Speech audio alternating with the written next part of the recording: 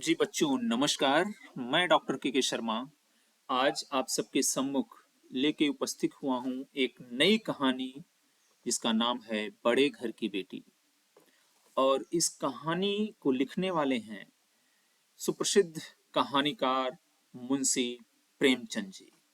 तो आइए चलते हैं बड़े घर की बेटी कहानी की तरफ और देखते हैं कि इस कहानी में मुंशी प्रेमचंद जी ने समाज के किस भाग को उजागर करने की कोशिश की है। यदि हम ध्यान दें इस कहानी के प्रमुख पात्रों की ओर, तो इस कहानी में जो प्रमुख पात्र हैं उनमें से सबसे पहले बेनी माधो सिंह, जो कि गौरीपुर गांव के जमींदार और नंबरदार हैं। और ये पूरी कहानी इन्हीं के परिवार के सदस्यों के ऊपर आधारित है, जिसमें इनके बड़े बेटे हैं श्रीकंठ सिंह, छोटा बेटा लाल बिहारी सिंह और श्रीकंठ की पत्नी आनंदी, जो अभी अभी नवविवाहित है। कहने का तात्पर्य है कि अभी अभी आनंदी का विवाह श्रीकंठ के साथ हुआ है। तो इस कहानी की शुरुआत यहीं से होती है। थोड़ा सा परिचय दिया गया है पात्रों के बारे में, जिसमें कि श्रीकंठ को बताया गया है कि अंग्रेजी के छात्र रहे हैं, लेकिन बड़ी मुश्किल से इन्होंने अंग्रेजी की शिक्षा प्राप्त की और ग्रेजुएशन कंप्लीट किया है। और वर्तमान में एक किसी कार्यालय में नौकरी कर रहे हैं। दूसरा बेटा जो लाल बिहारी सिंह है, पढ़ने में उतना अच्छा नहीं है, लेकिन हाँ खूब खाने पीने का शौकीन है और वह पहलवानी करता है। आनंदी एक सभ्य उच्च कुल के परिवार की कन्या रही है और उसके पिताजी के पास बहुत ज्यादा आर्थिक संभावनाएं नहीं थी, बहुत ज्यादा पैसा नहीं था, जिसके कारण आनंदी का विवाह श्रीकंठ के साथ यहाँ पर हुआ दिखाया गया है कहानी में। तो आइए चलते हैं कहानी को एक सिरे से लेकर के दूसरे सिरे तक पढ़ते हैं और ये जानने की कोशिश करते हैं कि ये कहानी हमें क्या सिखाती है। आइए चलते हैं कहानी पर। बेनी माधव सिंह गौरीपुर गांव के जमींदार और नंबरदार थे। उनकी पितामह किसी समय बड़े धन धान्य से संपन्न थे। गांव में उनके पितामह जी ने पक्का तालाब और मंदिर बनवा रखा था, जिसकी मरम्मत कराना आज के समय बहुत मुश्किल था।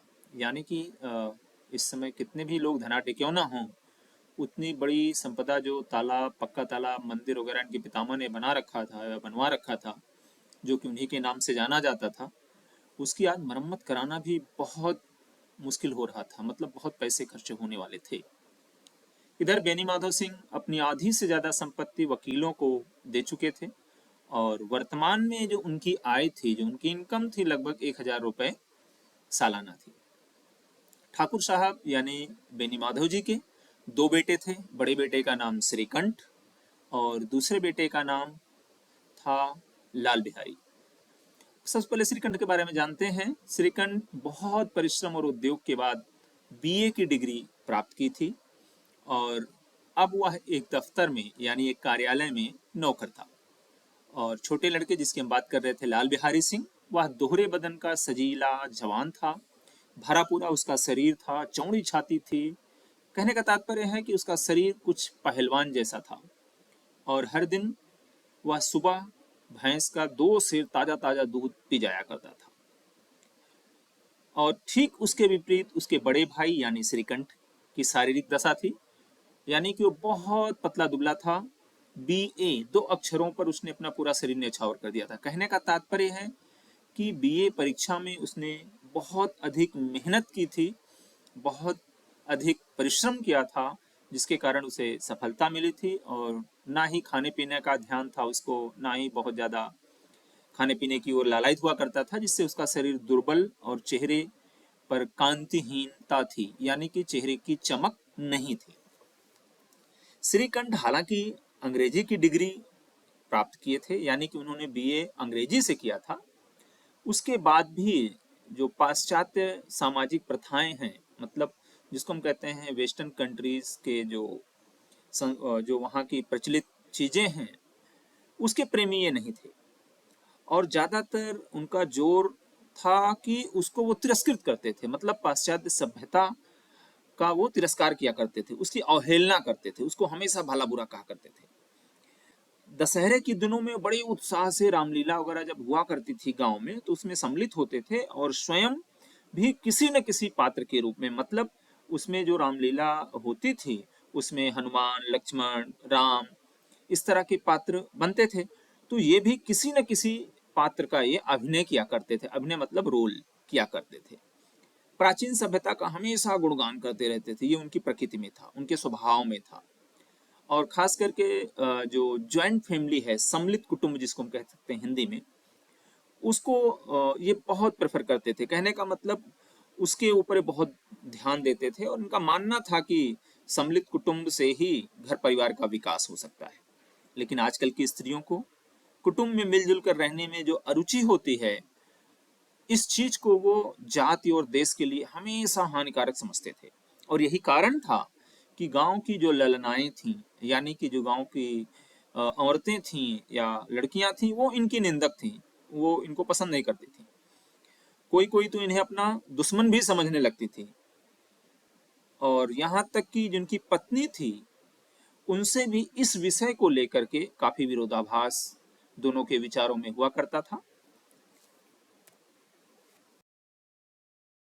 और शायद इसीलिए नहीं कि वो अपने सास ससुर, देवर जेठ आदि से बहुत घृणा करती थी या उनकी सेवा नहीं करना चाहती थी, बल्कि इसलिए उनका ये मानना था कि परिवार के साथ अगर निर्वाह अच्छे ढंग से हो रहा है तब तो ठीक है, लेकिन अगर हर दिन कुछ न कुछ बात उभर कर सामने आ रही है जिसकी वजह से लड़ाई झगड़ा हो रहा है, कलह हो रही है और सबका जीवन बर्बाद हो रहा है, शांति नहीं है, तो इससे बेहतर है कि अकेली अपनी खिचड़ी पकाई जाए। मतलब इस तरह के संयुक्त परिवार में रहने से कोई फायदा नहीं जहां आए दिन लड़ाई झगड़ा होती रहे। इससे बेहतर है कि परिवार से अलग होकर के अपना काम धंधा शुरू किया जाए।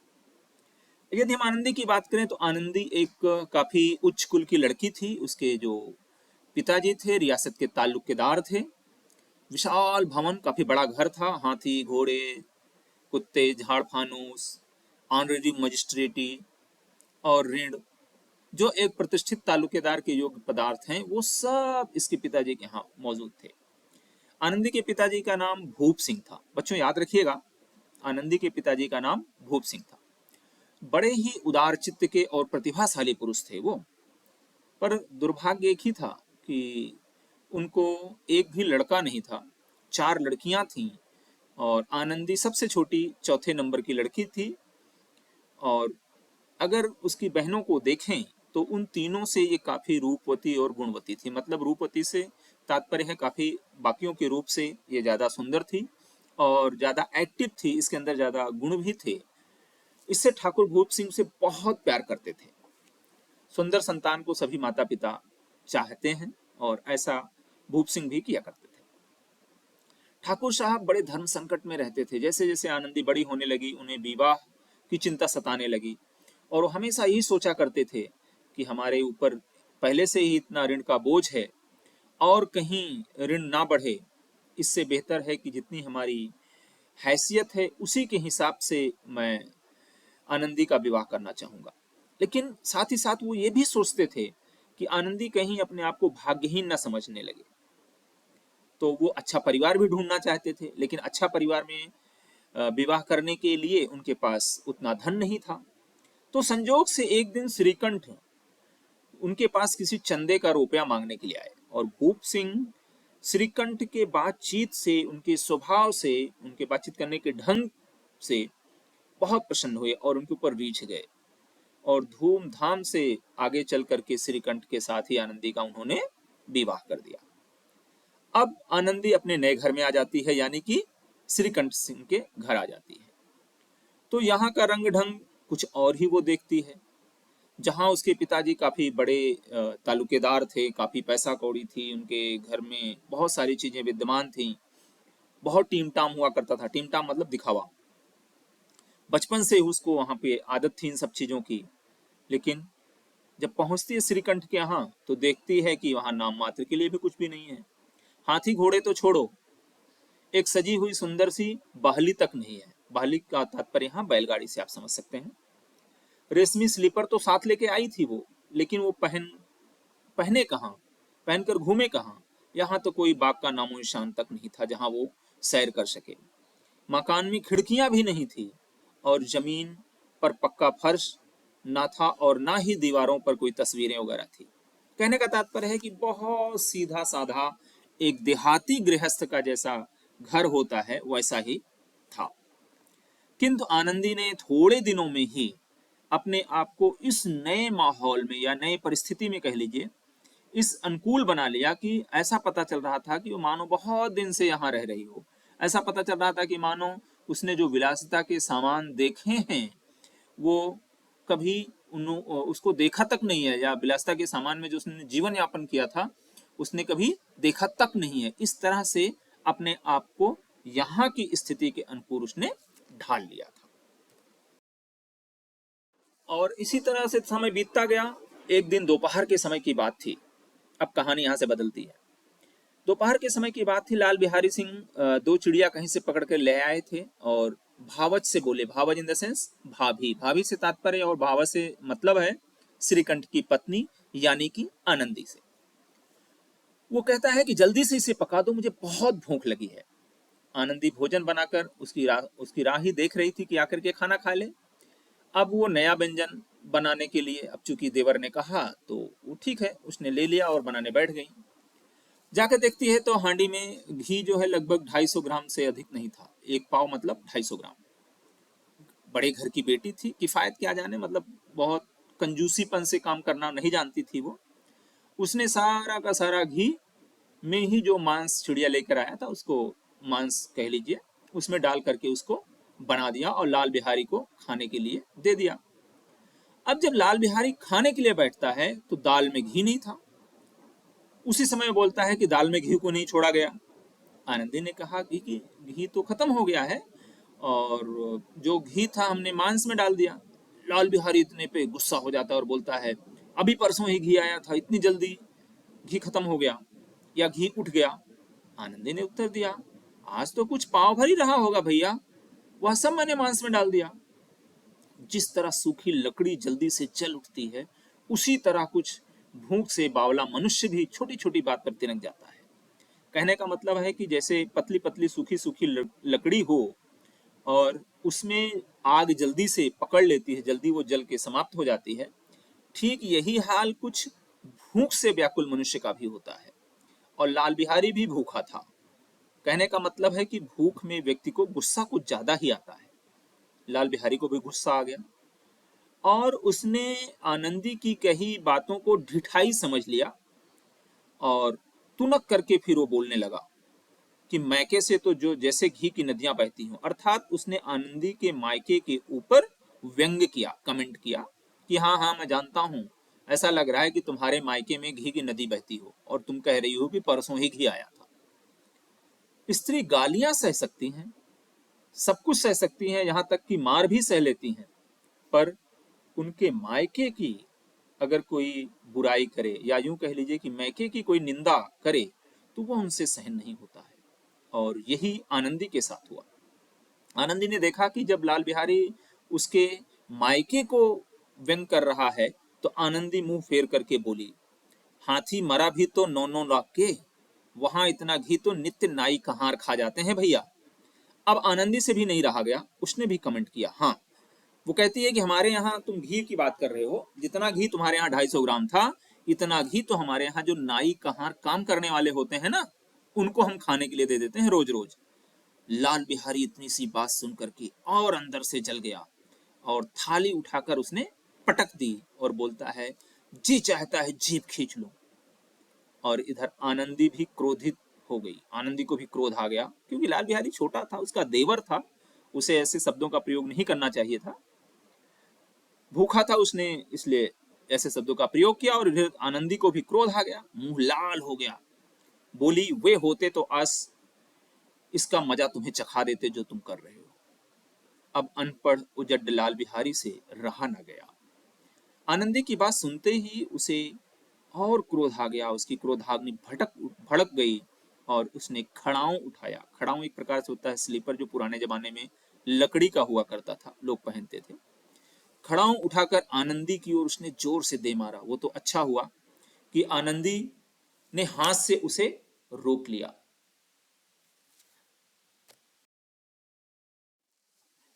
आनंदी, जैसा कि मैंने बताया, कि हाथ से खड़ाऊ रोक लिया और जिससे उसका सिर बच गया, पर उसकी उंगली में काफी चोट आ गई। क्रोध के मारे वो हवा के जैसे हिलते हुए पत्ते की तरह कांपती हुई सीधे आंगन से अपने कमरे में चली गई। स्त्री को अपने पति के बल और पुरुषत्व का बड़ा घमंड होता है। स्त्री अपने पति के बल पर ही सब कुछ करना चाहती है, करती है, और बड़ा संबल प्राप्त होता है पति से उसको। आनंदी भी खून का घूंट पीकर रह गई, क्योंकि वो चाहती थी कि जब उसके पति आएंगे तब उनसे वो बात करेगी। और वो दिन आ गया, शनिवार का दिन था। श्रीकंठ जी घर आए। बृहस्पतिवार की ये घटना थी। 2 दिन तक आनंदी को भवन में रही, मतलब अपने कमरे में रही। ना कुछ खाया ना कुछ पिया, बस श्रीकंठ की बाट देखती रही। बाट देखने से तात्पर्य रास्ता देखने से है। तो श्रीकंठ का रास्ता देखती रही 2 दिन तक। और श्रीकंठ जब पहुंचते हैं तो नियमानुसार संध्या के समय वो जैसे पहले आते थे वैसे आए, और आके रमूमन वो बाहर बैठ जाते थे और इधर उधर की बातें किया करते थे अपने पिताजी के साथ और लोगों के साथ। देश काल समाचार संबंधी तरह तरह की नए मुकदमे आदि तमाम प्रकार की चर्चाएं हुआ करती थी, क्योंकि हफ्ते भर के बाद बेचारे छुट्टी आया करते थे। और यह वार्तालाप लगभग 10 बजे रात तक होता रहता था। गांव के कुछ पुरुष भी इन बातों में आनंद लिया करते थे, आकर के खाने पीने की भी सुध न रहती थी। नीलकंठ को उन लोगों के बीच से उठना मुश्किल हो जाता था। पिंड छुड़ाने का तात्पर्य है उस जगह से हटना। 2-3 घंटे आनंदी ने बड़े कष्ट से सहे। अर्थात शाम को आ गए थे। आनंदी चाहती थी कि वो आए और आनंदी जल्दी से उन्हें सारी घटना, पूरा घटनाक्रम उन्हें बताए, पूरी घटना के बारे में उन्हें जानकारी दे। और किसी तरह भोजन का समय आया। पंचायत उठ गई, मतलब जो लोग बाहर बैठे थे अपने अपने घर चले गए। एकांत हुआ तो लाल बिहारी ने कहा, भैया आप जरा भाभी को समझा दीजिएगा कि मुंह संभाल कर बातचीत किया करें, नहीं तो एक दिन अनर्थ हो जाएगा। आनंदी कुछ कहती उससे पहले लाल बिहारी अपने भैया से मिलते हैं, यानी श्रीकंठ से मिलते हैं, और उन्हें ये बताते हैं कि भाभी को बोलो कि संभाल के बातचीत करें। बेनी माधव सिंह ने बेटे की ओर से साक्षी दी। हाँ, बहु बेटियों का स्वभाव अच्छा नहीं है कि मर्दों के मुंह लगें। लाल बिहारी बोला, वे बड़े घर की बेटी हैं तो हम भी कोई कुर्मी कहार नहीं हैं। श्रीकंठ ने चिंतित स्वर से पूछा, आखिर बात क्या है? क्योंकि श्रीकंठ को कुछ भी इन सब घटनाओं के बारे में पता नहीं था। लाल बिहारी ने कहा, कुछ भी नहीं, यूं ही आप उलझ पड़ी। मायके के सामने हम लोग को तो कुछ समझती ही नहीं है। श्रीकंठ खा पी कर आनंदी के पास गए, और उधर आनंदी भी भरी बैठी थी। और तीखे स्वर में आनंदी ने पूछा, चित्त तो प्रसन्न है? श्रीकंठ बोले, बहुत प्रसन्न है, पर तुमने आजकल घर में ये क्या उपद्रव मचा रखा है? आनंदी की त्योरी चढ़ गई। झुंझलाहट के मारे पूरे बदन में ज्वाला से दहक उठी। बोली, जिसने तुमसे ये आग लगाई है उसे पाऊं तो मुंह झुलस दूं। अर्थात जिसने तुमको ये बताया है यदि वो मिल जाए तो मैं उसे बहुत कुछ कहूं। इतनी गर्म क्यों होती हो? बात तो कहो। क्या कहूं? यह मेरे भाग्य का फेर है, नहीं तो एक गंवार छोकरा जिसको चपरासी गिरी करने का भी शऊर नहीं है, वो मुझे खड़ाऊ से मारे और ऐसे अकड़ता रहे। सब हाल साफ साफ कहो तो मालूम हो, मुझे तो कुछ भी पता नहीं है। परसों तुम्हारे लाडले भाई ने मुझसे मांस पकाने को कहा। घी हांडी में पाव भर से अधिक ना था, वह सब मैंने मांस में डाल दिया। जब खाने बैठा तो कहने लगा कि दाल में घी क्यों नहीं है। बस इसी बात पर वो मेरे मैके की तरफ चला गया और मेरे मैके वालों को भला बुरा कहने लगा। मुझसे रहा ना गया। मैंने कहा कि वहां इतना घी तो नाई कहार खा जाते हैं, और किसी को भी जान भी नहीं पड़ता है कि घी कहाँ चला गया। बस इतनी सी बात पर उस अन्यायी ने मुझ पर खड़ाऊ फेंक मारी। यदि हाथ से ना रोक लेती तो सिर फट जाता। उसी से पूछो मैंने जो कुछ कहा वह सच है या झूठ। श्रीकंठ की आंखें लाल हो गई। बोले, यहां तक हो गया उस छोकरे का साहस? आनंदी स्त्रियों के स्वभाव के अनुसार रोने लग गई, क्योंकि आंसू उसकी पलकों पर रहते थे। श्रीकंठ धैर्यवान और शांत पुरुष थे। उन्होंने कदाचित ही क्रोध आता था। अर्थात श्रीकंठ बहुत धैर्यवान थे, उन्हें बहुत कम क्रोध आता था। पर स्त्रियों के आंसू पुरुषों की क्रोधाग्नि भड़काने में घी का काम करते हैं। सो वही हुआ। श्रीकंठ काफी गुस्सा हो गए। रात भर कमरे बदलते रहे। उद्विग्नता के कारण पलक तक न झपकी, अर्थात बहुत परेशान थे। प्रातःकाल अपने बाप के पास जाकर बोले, दद्दा, अब इस घर में मेरा निर्वाह न होगा। इस तरह की विद्रोहपूर्ण बातें कहने पर श्रीकंठ ने कितनी ही बार अपने मित्रों को आड़े हाथों लिया था, परंतु दुर्भाग्यवश आज उन्हें स्वयं वे ही बातें अपने मुंह से करनी पड़ी। दूसरों को उपदेश देना भी कितना सहज है। इसका मतलब कि श्रीकंठ के जो दोस्त थे कई बार अपने पिता से, अपने बड़े भाई से इस तरह की विद्रोहपूर्ण बातें कहते थे, मतलब उनके विरोध में जाकर के बहुत सारी बातें कही थी। तो उसमें श्रीकंठ उनको समझाया करते थे कि नहीं, बड़ों से ऐसी बातें नहीं करते, बड़ों को इस तरह से जवाब नहीं देते। लेकिन आज आज स्थिति बदल गई है बिल्कुल। श्रीकंठ स्वयं विद्रोहपूर्ण बात अपने पिताजी से कह रहे हैं। और इसमें यह बताया गया है कि दूसरों को उपदेश देना बहुत आसान होता है, लेकिन जब अपने ऊपर पड़ती है तब वो सारी चीजें, वो सरकमटेंसेस, वो स्थितियां बदल जाती हैं। बेनी माधव सिंह घबरा उठे इनकी बात सुन करके और फिर बोले, क्यों? श्रीकंठ बोले, इसलिए कि मुझे भी अपनी प्रतिष्ठा का कुछ ख्याल है। आपके घर में अब अन्याय और हठ का प्रयोग हो रहा है। जिसको बड़ों का आदर सम्मान करना चाहिए वे उनके सिर चढ़ते हैं। मैं दूसरे का नौकर ठहरा, घर पर रहता नहीं। यहाँ मेरे पीछे स्त्रियों पर खड़ाऊं और जूतों की बौछार होती है। कड़ी बात तक ही हो तो कोई चिंता नहीं है, कोई एक दो कह ले वहां तक भी मैं सह सकता हूं, किंतु ये कदापि नहीं हो सकता कि मेरे ऊपर लात घूसे पड़े और मैं मुंह ना खोलूं। और इसलिए अब मैं इस घर में नहीं रहना चाहता हूं। इतनी बात जब श्रीकंठ कहते हैं तो बेनी माधव सोचने लगते हैं और बेनी माधव को जवाब न दे सके। श्रीकंठ सदैव उनका आदर करते थे। उनके ऐसे तेवर देखकर बड़ा अवाक सा बेनी माधव जी रह गए थे। केवल इतना ही बोले, बेटा, तुम बुद्धिमान होकर ऐसी बातें करते हो। स्त्रियां इसी तरह घर का नाश कर देती हैं, उनको बहुत सिर चढ़ाना अच्छा नहीं। मेरी माँ तो बहुत समझाते हैं कि तुम पढ़े लिखे हो, बुद्धिमान हो, और छोटी छोटी बातों पर और खास करके स्त्रियों की बातों को लेकर के घर में इस तरह लड़ाई झगड़ा करना, घर छोड़कर जाना उचित नहीं है। इससे घर हमारा बर्बाद हो सकता है। इतनी बात सुनकर श्रीकंठ ने उत्तर दिया, इतना मैं जानता हूं, आपके आशीर्वाद से मूर्ख नहीं हूं। आप स्वयं जानते हैं, मेरे ही समझाने बुझाने से इसी गांव में कई घर संभल गए।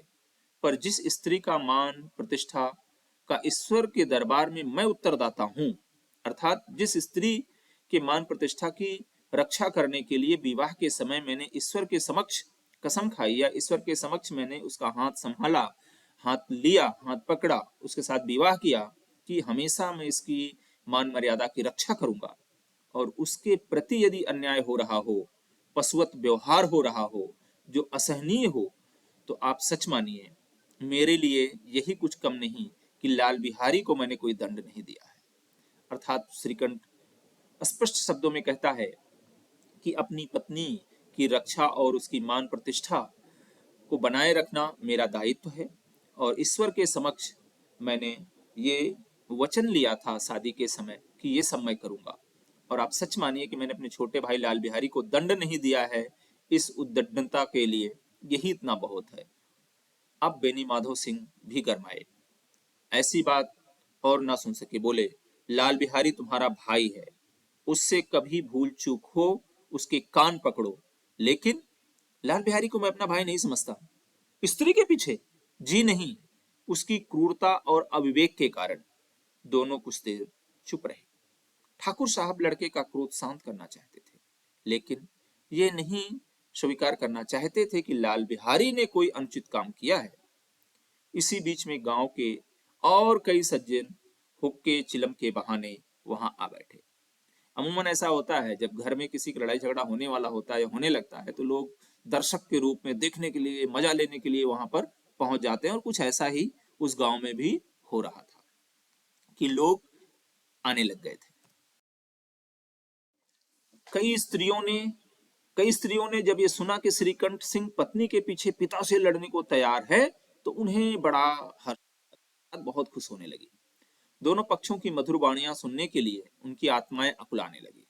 यहाँ व्यंग्य किया है रचनाकार ने, अर्थात यहाँ पर दोनों तरफ की मधुर वाणियों से तात्पर्य है कि लड़ाई झगड़े के दौरान जो दोनों पक्षों से कही गई बातें उसको सुनने के लिए जो महिलाएं थी वो अकुलाने लगी, अर्थात परेशान होने लगी कि मैं पहुंच करके ये सारी बातें सुनूं कि क्या क्या बातें हो रही हैं।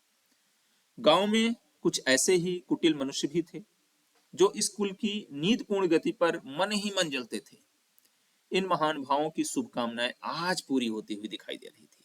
कोई हुक्का पीने और कोई लगान की रसीद दिखाने के बहाने आकर बैठ गए। अक्सर ऐसा होता है कि कुछ लोग कुछ लोगों के लिए जलस रखते हैं मन में, तो यदि उनके घरों में या उनके आसपास इस तरीके कोई घटनाएं होने लगती तो उनका मन बड़ा प्रसन्न हो जाता है। और श्रीकंठ के परिवार से जलस रखने वालों के लिए भी ये अच्छा अवसर था। कोई हुक्का पीने के बहाने तो कोई लगान की रसीद देने के बहाने सब लोग आने लगे इनके दरवाजे पर। बेनी माधव सिंह पुराने आदमी थे, इन भावों को ताड़ गए। उन्होंने निश्चय किया चाहे कुछ भी क्यों ना हो, इस द्वेषियों को ताली बजाने का अवसर ना दूंगा। तुरंत कोमल शब्दों में बोले, बेटा मैं तुमसे बाहर नहीं हूं, तुम्हारा जी जो चाहे करो, अब तो लड़के से अपराध हो गया है। बेनी माधव सिंह ने लोगों के आने का मकसद जान लिया कि हाँ ये लोग मजा लेने के लिए आ रहे हैं, तो तुरंत उन्होंने अपने भाव बदले और बड़े प्यार से अपने बड़े बेटे को समझाने की कोशिश की। इलाहाबाद का अनुभव रहित झल्लाया हुआ ग्रेजुएट इस बात को न समझ सका। उसे डिबेटिंग क्लब में अपनी बात पर अड़े रहने की आदत थी, सो यहां भी अपने पिता से वो अपनी बात पर अड़ा रहा।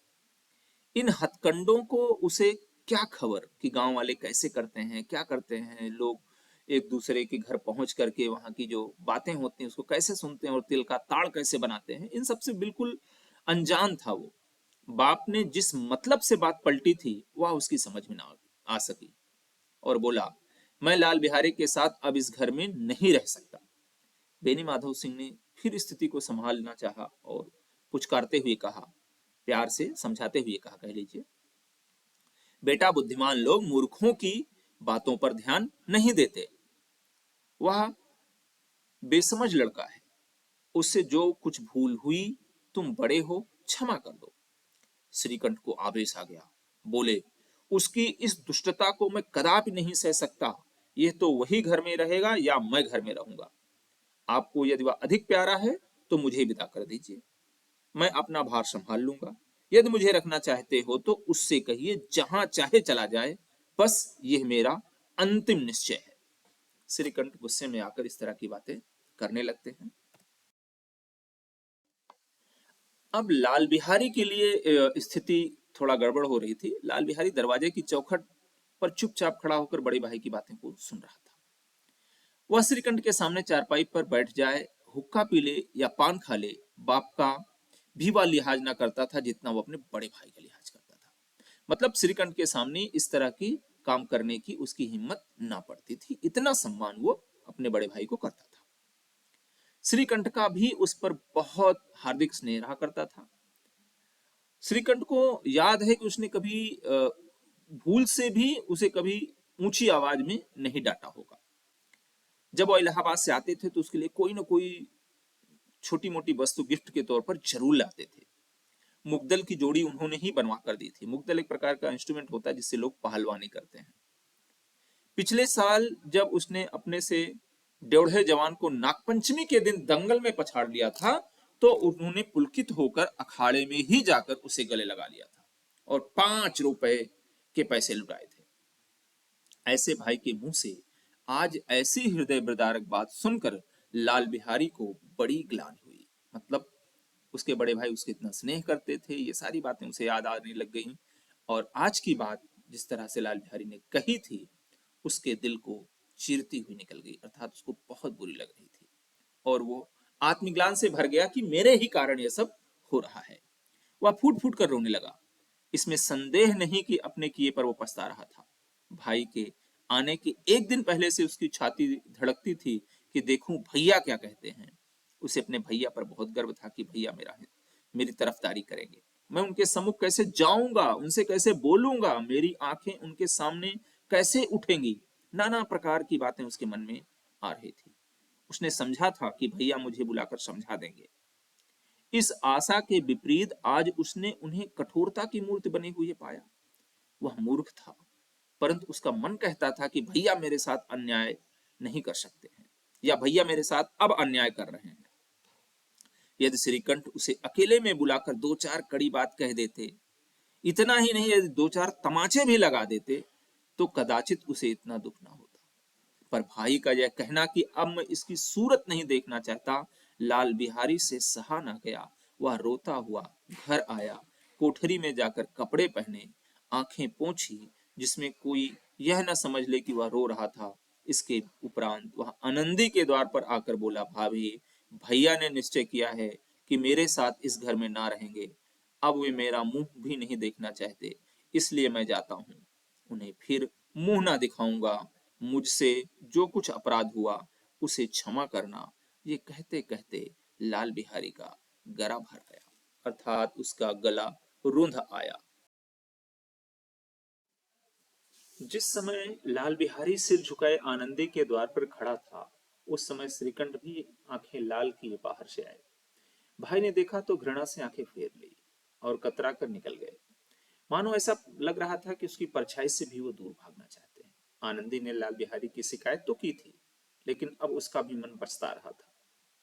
वह स्वभाव से दयालु थी। उसे इसका तनिक भी भान ना था कि इतनी बात बढ़ जाएगी, और वह अपने मन से अपने पति पर झुंझला रही थी कि ये इतने गर्म क्यों होते हैं, अर्थात ये इतने नाराज क्यों होते हैं। जब उसने लाल बिहारी को दरवाजे पर खड़े होकर ये कहते सुना कि अब मैं जाता हूं, मुझसे तो जो कुछ हुआ क्षमा करना, तो उसका रहा सहा क्रोध भी मानो पानी जैसा हो गया। और इधर आनंदी फिर रोने लगी। मन का मैल धोने के लिए नयन जल से उपयुक्त और कोई वस्तु नहीं होती है। श्रीकंठ को देखकर आनंदी ने कहा, लाल बाहर खड़े बहुत रो रहे हैं। श्रीकंठ जी गुस्से में आए, बोले, तो मैं क्या करूं? भीतर बुला लो, मेरी जीभ में आग लगे, मैंने कहां से झगड़ा उठाया। श्रीकंठ कहते हैं, मैं नहीं बुलाऊंगा। आनंदी उन्हें समझाती है और कहती है, पछताओगे, उन्हें बहुत ग्लानि हो रही है, कहीं ऐसा ना हो कि वो चल दें। श्रीकंठ नहीं उठे, वहीं बैठे रहे।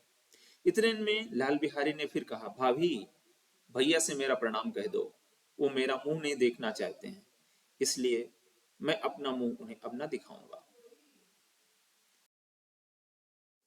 और लाल बिहारी इतना कहकर लौट पड़ा और शीघ्रता से दरवाजे की ओर बढ़ जाता है।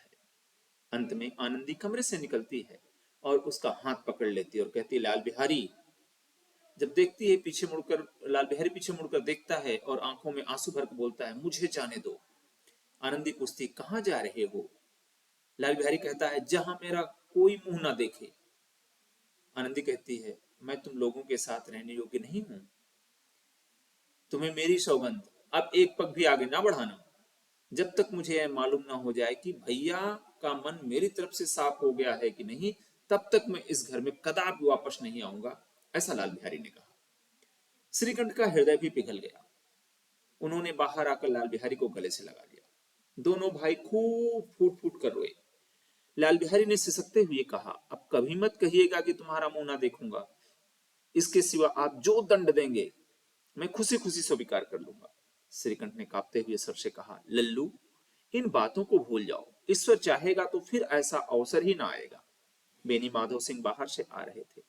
दोनों भाइयों को गले मिलते देख आनंद से पुलकित हो जाते हैं और बोल उठते हैं, बड़े घर की बेटियां ऐसी ही होती हैं, बिगड़ता हुआ काम बना लेती हैं। गांव में जिसने भी ये वृतांत सुना, वृतांत से तात्पर्य है ये पूरी कथा सुनी, ये पूरी जो घटना हुई थी उसके बारे में लोगों ने जब जाना समझा, उसी ने इन शब्दों में आनंदी की उदारता को सराहा। मतलब सभी ने आनंदी का ही बखान किया कि बड़े घर की बेटियां ऐसे ही होती हैं।